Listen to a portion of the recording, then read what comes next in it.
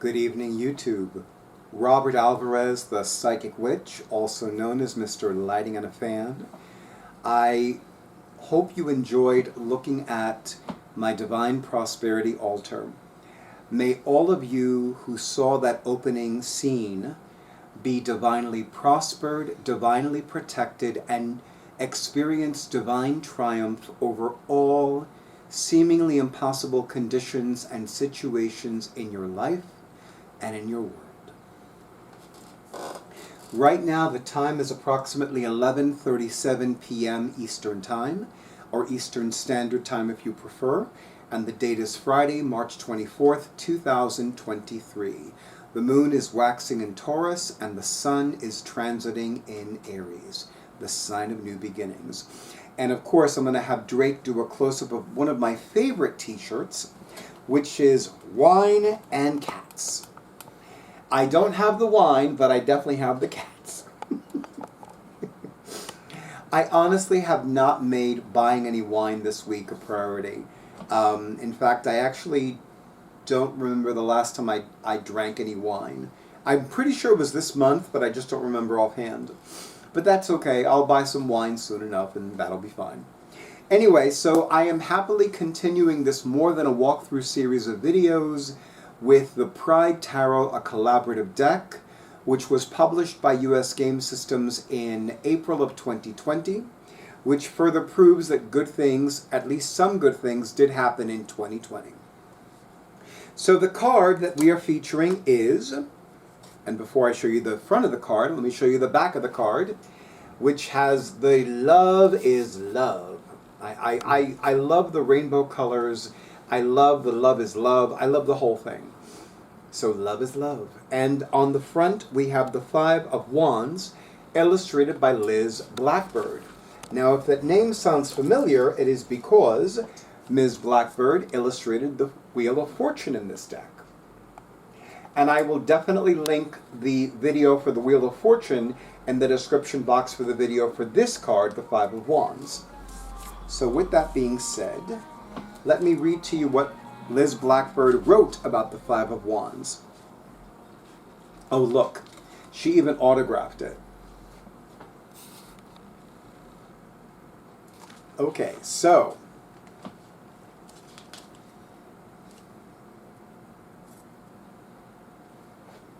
a group of protesters holding signs are confronted by police wielding batons. Throughout history, individuals whose sensuality, whose sexuality, or gender expression didn't conform to society's norms have met with hostility and violence. These altercations are tragic, but they can also be sources of progress.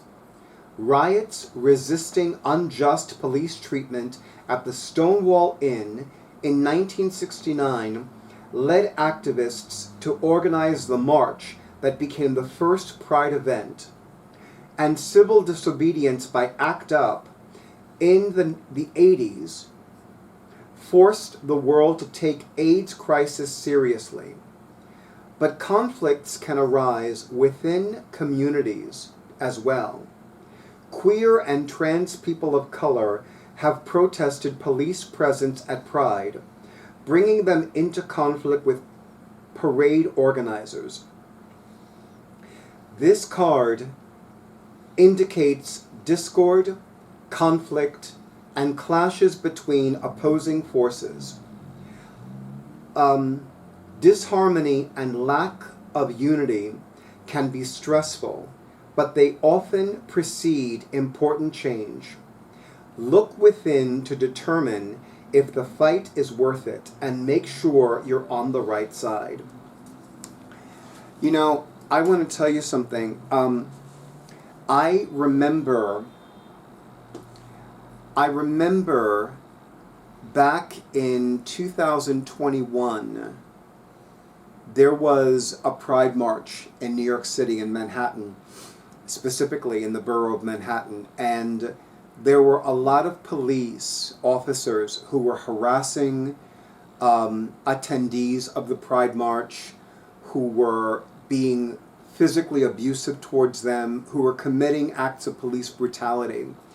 And then in 2022, the Heritage of Pride organizers who organized the Manhattan Pride March every year had initially allowed GOAL, which is Gay Officers Action League, to participate in the Pride March.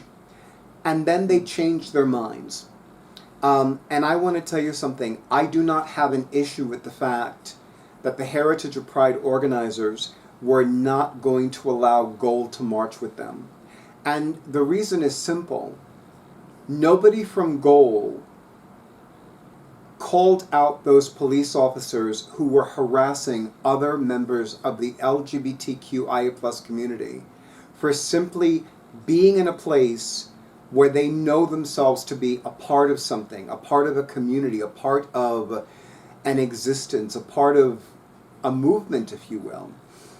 And I don't know if Heritage of Pride will allow GOAL back this year, but I will tell you that if certain police officers just left certain people alone, and when I say certain people, I'm not talking about people that are actively committing crimes. I'm not talking about people that are murdering, that are molesting, that are stealing. I'm talking about people that are just living their lives, minding their own fucking business.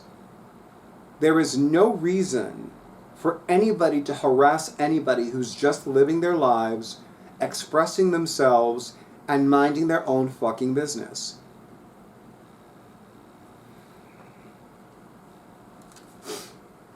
In the meantime, this is Liz Blackbird's bio in Liz Blackbird's own words. Or not. Been a while since I've read this. Liz Blackbird is an artist and writer based in the Midwest.